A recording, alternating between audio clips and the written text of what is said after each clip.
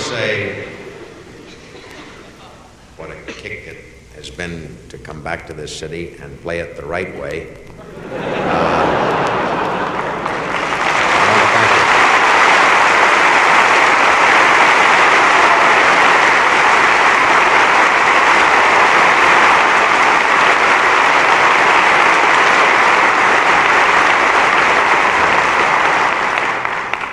You San Franciscans have got a swinging town.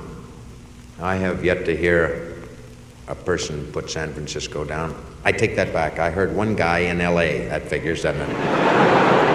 I don't understand the town. Well, I said, stay out here in the sun, you know, and it'll eventually cook your brains out. But I said, it's a great city. Boy, those little cable cars. I often thought it'd be fun, you know, to have a gigantic pair of rubber scissors. And to see the guys get on, you know, and go, hey, gang. But if I did that, why, away we go again. But it'd be a fun, different day. Can you imagine people have been catching those cars for years? To have somebody stand out there, you know, and imagine all the way down the bottom of the hill. Look, Margaret, we're having a ball. Little people, look out, boy. There'll be always some clown, look at that. Got a picture.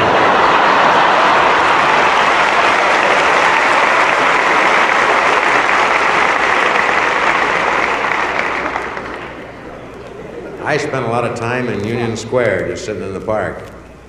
I think it's one of the most delightful parks in the world. Our Central Park in New York is a little worn away. You get 8 million clowns pushing their floor shimes across that stuff. It's got to happen. But this is a beautiful city. I'm not going into a long thing because people say, all right, we know that. Get on with it, get on with it. Or they think I'm some kind of brownie, you know, or something. So. But I mean it sincerely. I love the city.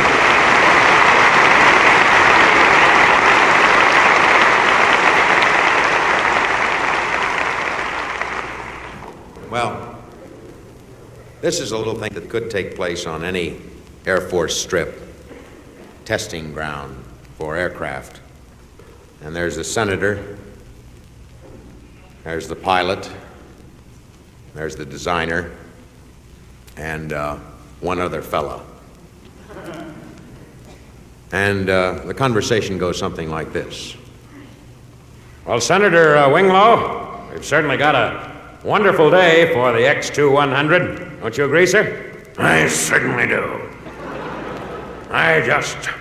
I just hope and pray that this is going to be successful. The American people are waiting. All right, we don't want any big message, Senator. This is our designer, Willard Cratchlow. Willard, would you come over here and... Senator Willard? I think it's really going to work. They're just a few frightening problems I haven't been able to solve. One, I just can't get the nose cone to work. And half of the panel isn't finished, and some of the wheels don't. Oh, geez, All right, never mind, Willard. What's the matter with him? He's some kind of a sissy. No. Stuck on a drawing board 18 hours, you get that way. This is our pilot over here, our test pilot, one of the best at the base, Speed Davis. Speed, come on over. Senator, Speed Davis, our top man. Hello there. Nice-looking boy. How's it going, Senator?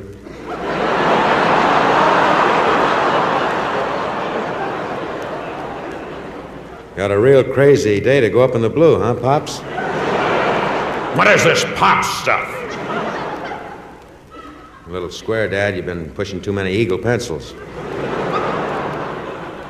Like when I get up there, boy, nobody bugs me, Senator. Nobody. Better believe it. All right, you can put the comb down. Oh, don't bug me, man. Don't bug me. Speed's funny about combing his hair. It's a commercial thing, you know, for Brilliantine ads or something. And well, good luck to you, Speed. Thanks, man.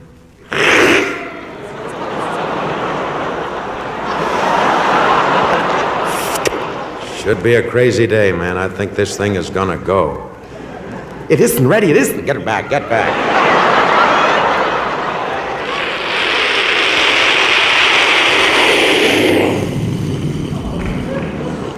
And at least it's airborne. Wonderful, Senator. Brilliant statement, brilliant. All right, Speed, now take it easy. No funny stuff today. Don't be fooling around under the clouds, writing names in the sky or anything. Take it straight up, bring it straight down. Want it all in one piece, right? Okay, Speed? Yeah, they're fine. I see that idea. Fine idea. They don't make sense. They're going through all kinds of things. I don't understand. Either do I. He's sick, that person. Never mind. All right, Speed. Take her down, baby.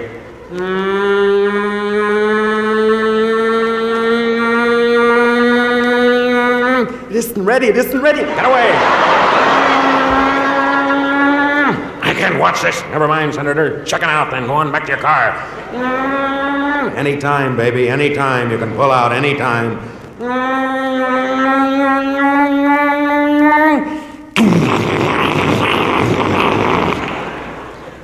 Stand back. Stand back. Let him walk away from it. He'd want it that way.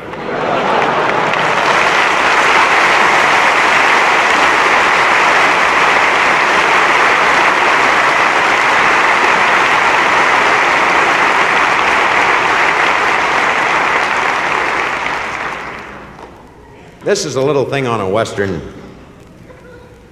I think we all remember High Noon, Gary Cooper, and this tired man with silver hair on both sides, and knowing that this guy was going to have to gun him down, you know. This is the story of Billy the Kid. Leastwise, I'd like to call it that. And the credits start to roll, and the music is, well, Billy's coming into town. Coming into town to get the marshal, gonna shoot him down. Oh, Billy, oh, Billy, oh, Billy, oh, Billy's coming into town. Well, the credits are up by this time, and we're focused on the marshal, who's shaking a little bit. And Billy's due in about noontime. So it isn't a direct copy of High Noon. They make it 12:32:30.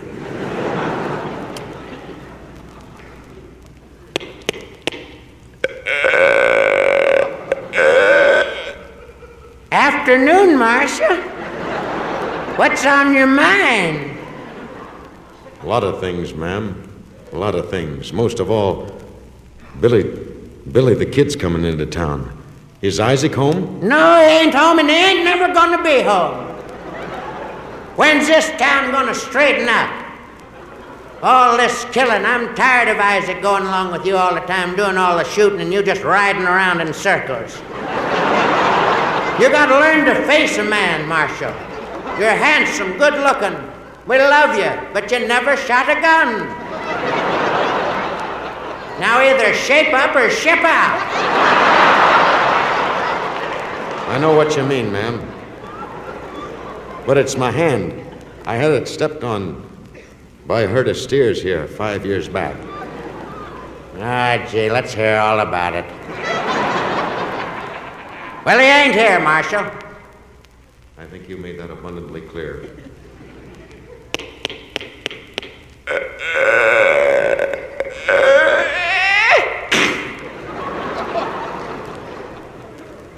Afternoon to you, Miss Davidson.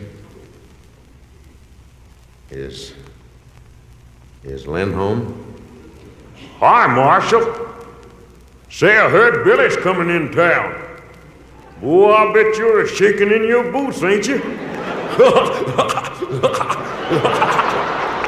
Try to get over that. Try to get over that. Being you never shot a gun, be a real test today, Marshal. I wouldn't want to use you anyway. Make too much noise in the alley. Never mind, Lynn.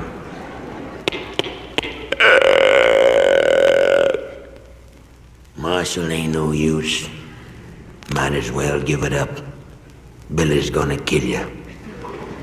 You just don't stand a chance, Marshal. Very encouraging. So long, Ben. Well, Billy's coming into town. Gonna shoot this marshal down. Gonna hang him to a tree. Then maybe he'll hang me. Oh, yeah, he's coming into town. Coming into town. I think we've made it clear he's coming into town.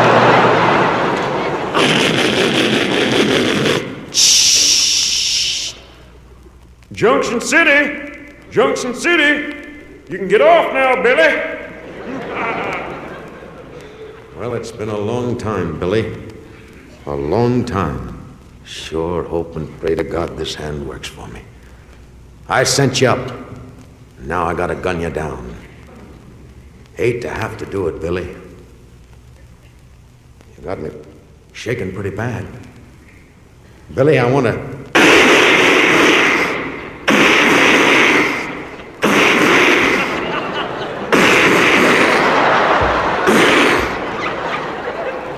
Boy, a lot more in there than I bargained for. Sure hated to have to kill a 10-year-old kid.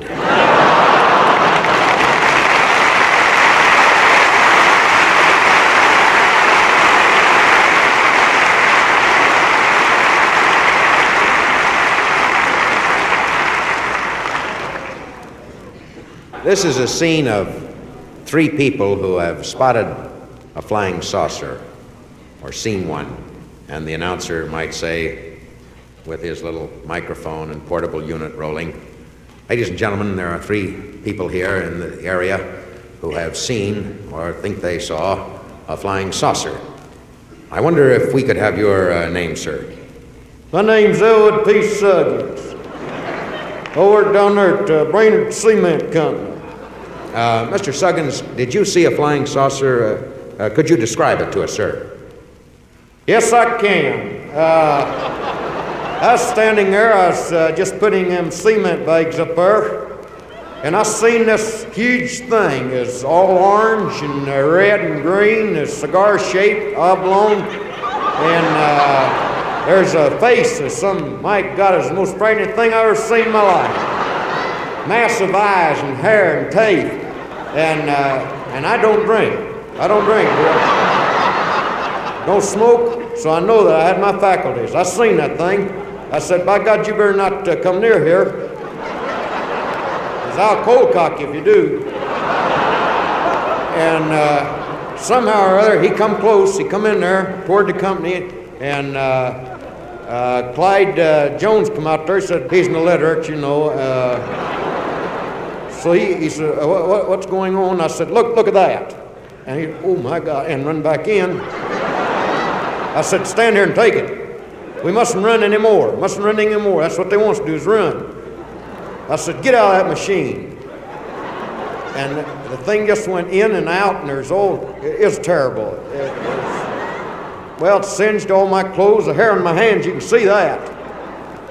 And I've got nothing to prove other than what I seen. I wish to God I'd had a camera or something, because everybody's saying, you're a kook. By George, I'm no kook. I'm not kidding. I'm a lot of things, but I'm not a kook. I'm home every night, and I get 12 hours of sleep, and that's the reason I'm getting fired. But, Well, thank you very much, Mr. Suggins. And now we'd like to talk to this lady here. Your name, please? My name's Maud Frickert.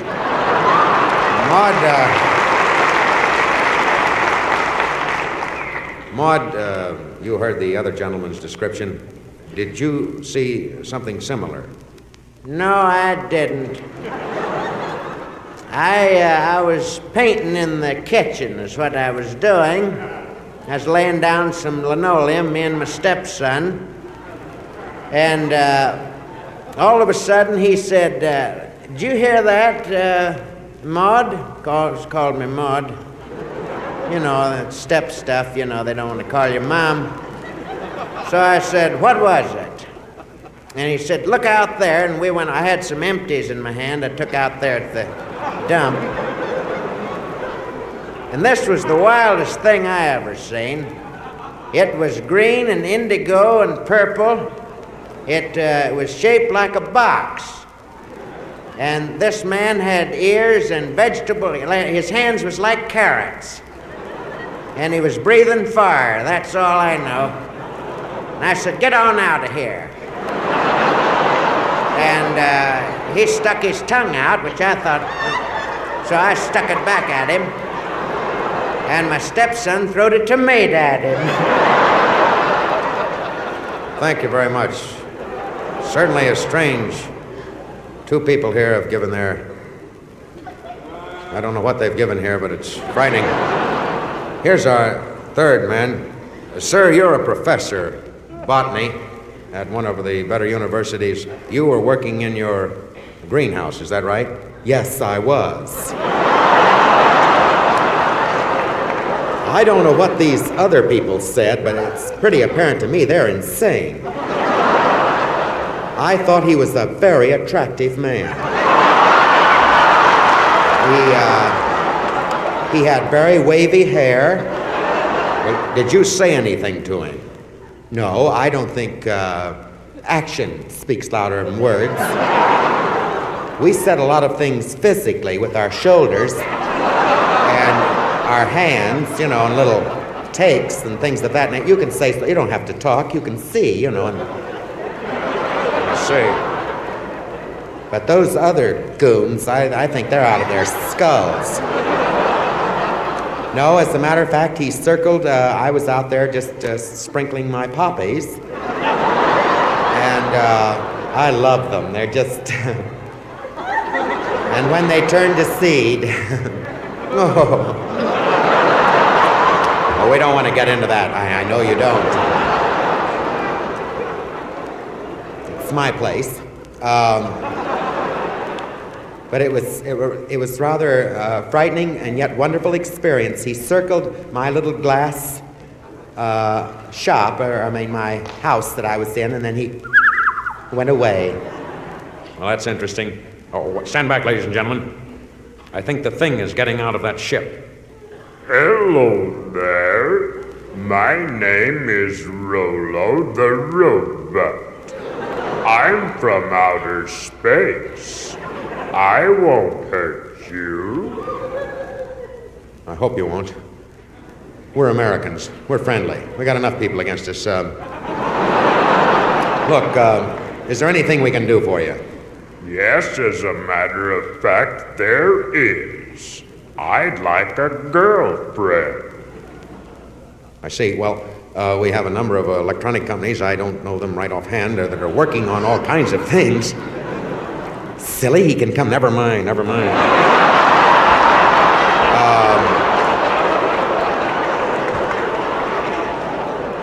I tell you, I know of a friend of mine who is very close to the Univac machine.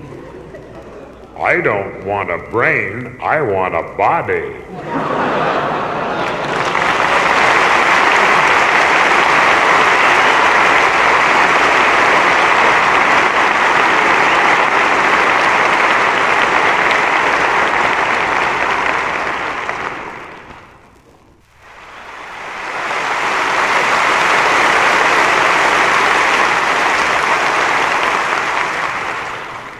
Incidentally, about those pirates. I had no part of that.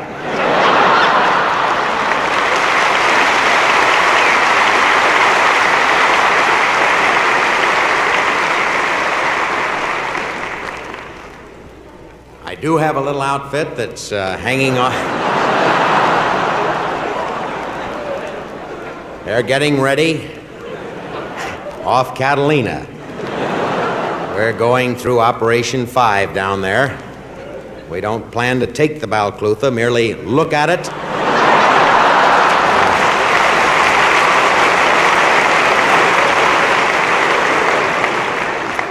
I was thinking, you know, it's a wild, wild age we live in. You see the headlines, Atomic Sub versus Pirates.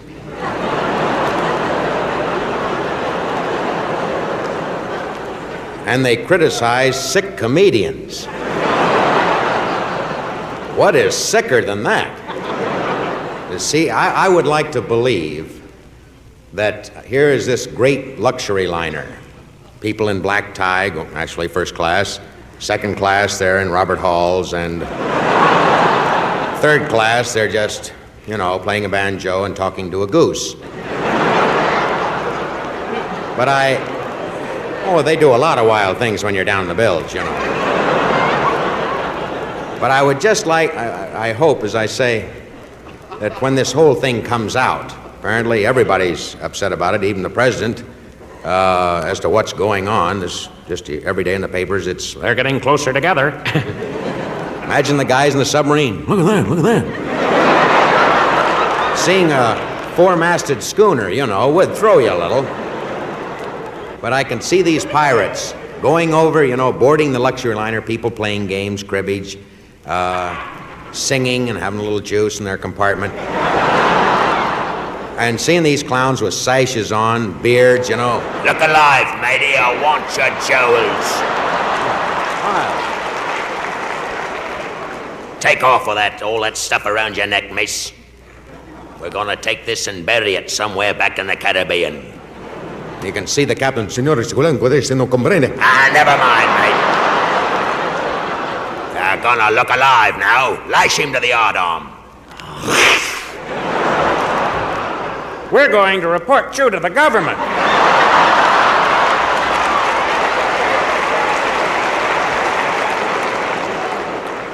And then for a commercial value, they pour a little Morton salt, on it.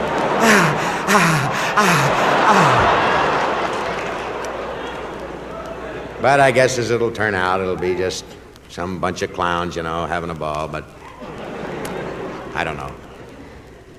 Well, it's a wild age. I think we all agree in that. It's funny, I was mentioning to somebody the other day about most of the shows on television are cowboy shows. Now, I like cowboy shows. I just don't like 16 of them in a row. I have nothing. I would love to have been a sidekick to some guy, You never get the girls, but you sure get to look hard at them, Hi, Miss Kitty. How are you? God love you. Here's Miss Kitty, and he's always making coffee for the marshal. Well, Chester, we got a job to do. Okay, whatever you say, Mr. Dillon.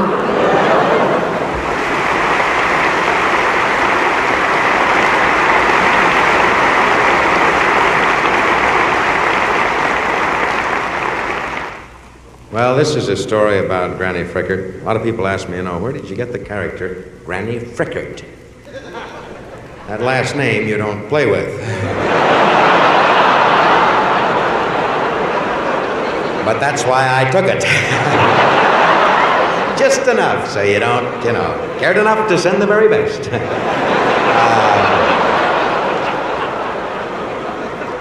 But this is a character of a lot of older women that I've met. Many of them relatives, who, God bless them, have passed on to the great pad in the sky. But that's how I came to get the character, for what it's worth. But this is a story of the oldest airline stewardess. And so the announcer says this evening on our program, Watch Out, we have with us Miss Maud Frickert, the oldest airline stewardess in the world. Maud, welcome to our program, Watch Out.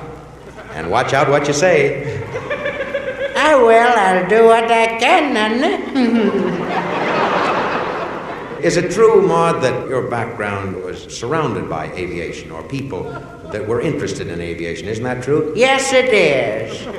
You see, originally, I'm from Murleyville, Ohio. And we used to have, I'll never forget, Mama put it up there in the living room. It was a great, huge picture of the Kitty Hawk flight. And there was, on either side of this little nothing airplane was a picture of Orville and Wilbur. We always used to look at it real hard.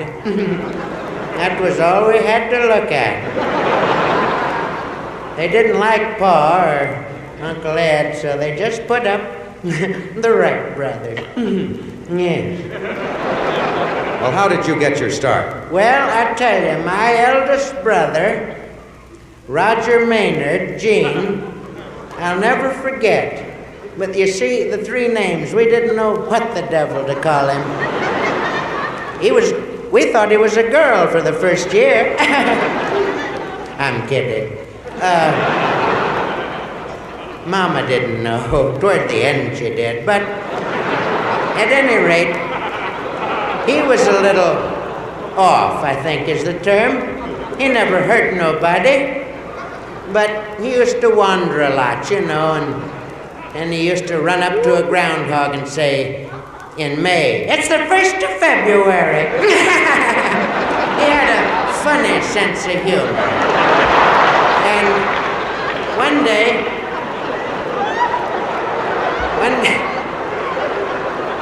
one day he said to me, "Marty, I'm gonna fly. Honest to Pete, I'm gonna fly."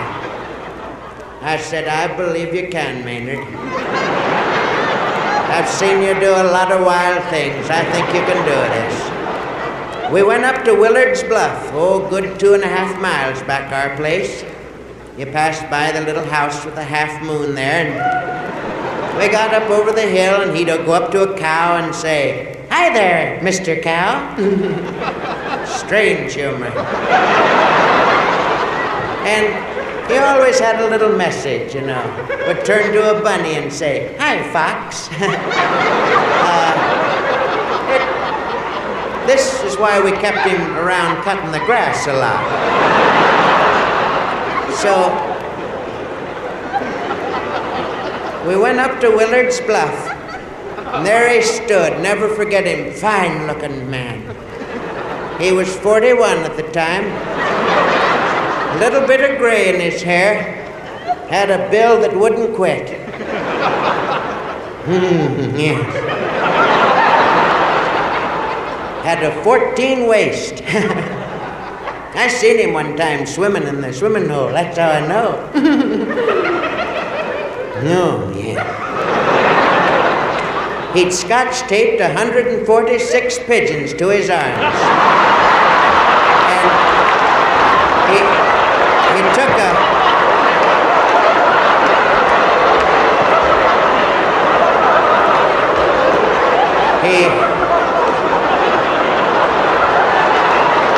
And he took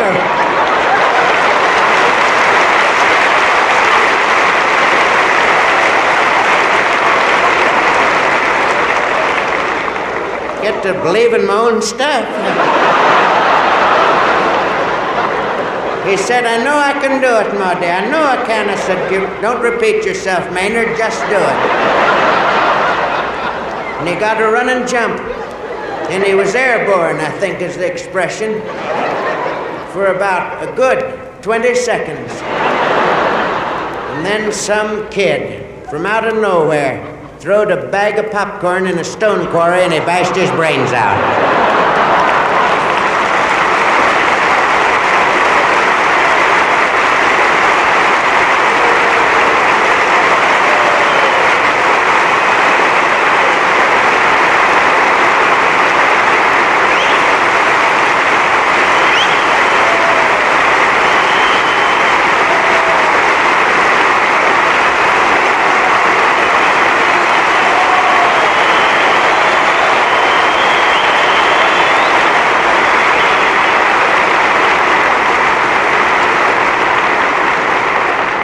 A big thing that's going through the air and around the world today is, of course, psychiatry.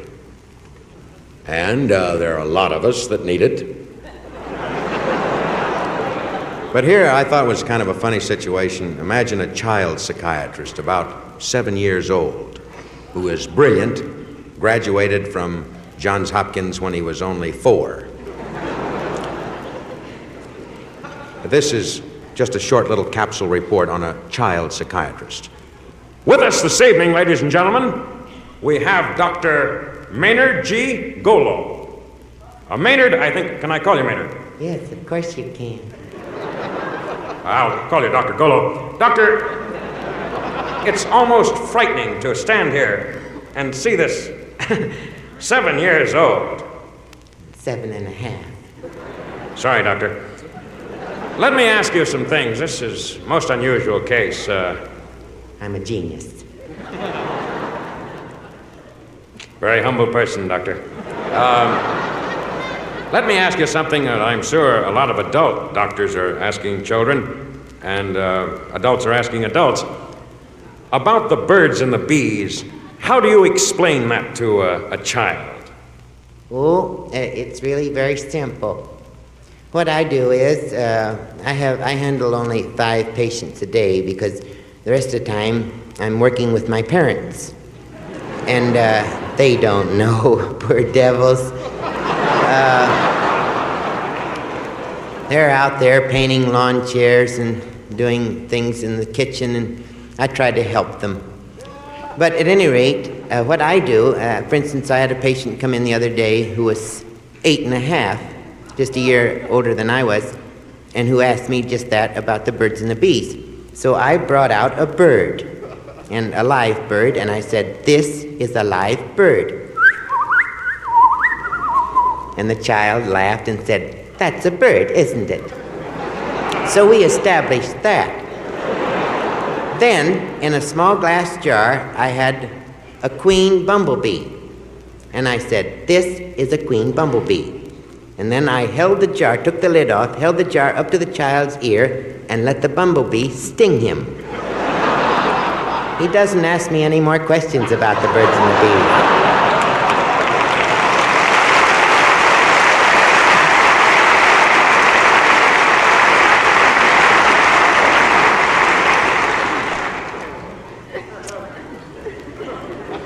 This is a little scene.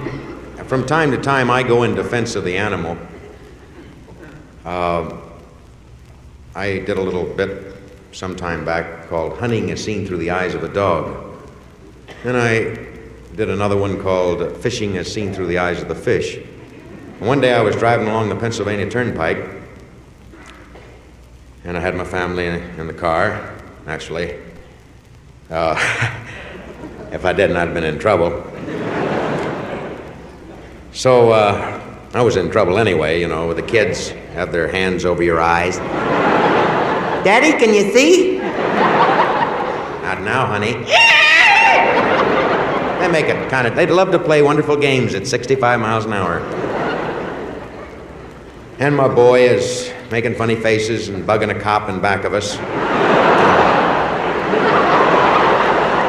And I wonder why we get stopped. Tell that kid to cut it out. I never forget, speaking of cops, one time I got pulled over, and a number of times. It's a funny thing, you know, they never say, it's always, All right, pull over. it's never, how about over in there? Which I think would be kind of original, refreshing, you know, let's hide behind the billboard. That's so hard, you know. Pull over. Did you ever have that feeling, I can outrace him? It says 110 on this thing. I've been doing 50 most of my life. Why not go 110, 120? Break it.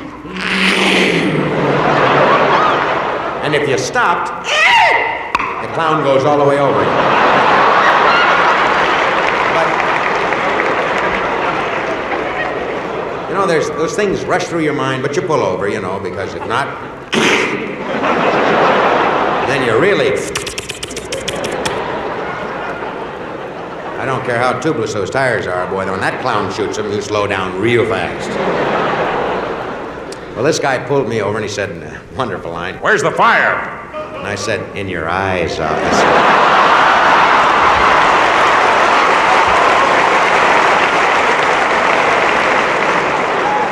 I never saw a guy write for over 2 hours, just like that.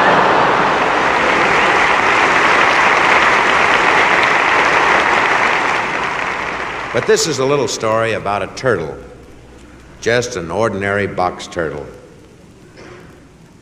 You see them, they're dark brown with those yellow markings on the top, sort of red-like eyes. And this is the story of a turtle that's trying to cross a turnpike. The situation is he hasn't seen his girl in 25 years. And you know, it's the thing that's really bugging him is that bunny that beat him in the race. But he's thinking about that girl, a little mud turtle, and she's on the other side, and he can just barely make her out. And these are the thoughts of a turtle while crossing a turnpike. This is what I think he'd say if he could say it.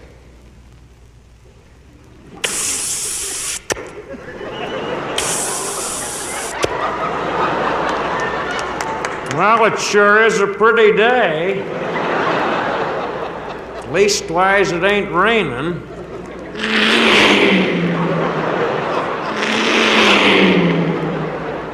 Them semis, they just never let up.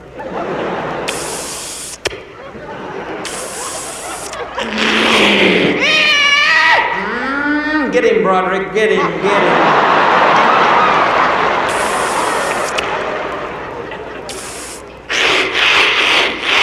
Motorcycle set. Never could understand them fellas. Boy, if I can just make it to that double line.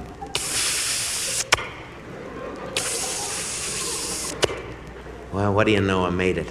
At least I'm safe here for a little while. Hi, honey. How are you? See me? It's Lamar Jean. Come all the way from Wheeling. Been a long time, huh, honey? Another 6 hours, I'll be there. Be patient. What's that chicken hawk doing?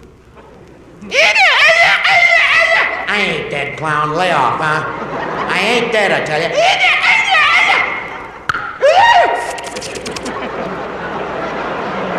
Told you I wasn't dead. Boy, they got bad breath.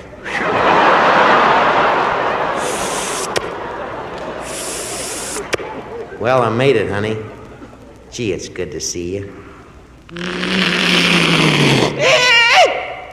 Uh-oh. Kid's getting out. Oh, wait a minute, buddy. Little boy, there's a million turtles up ahead. Gotta be. Gotta be. Look, I haven't seen this girlfriend of mine 25 years. Oh, come on, kid. Oh, honey. Could have had a swinging time. All I wanted was just a kiss from my girlfriend.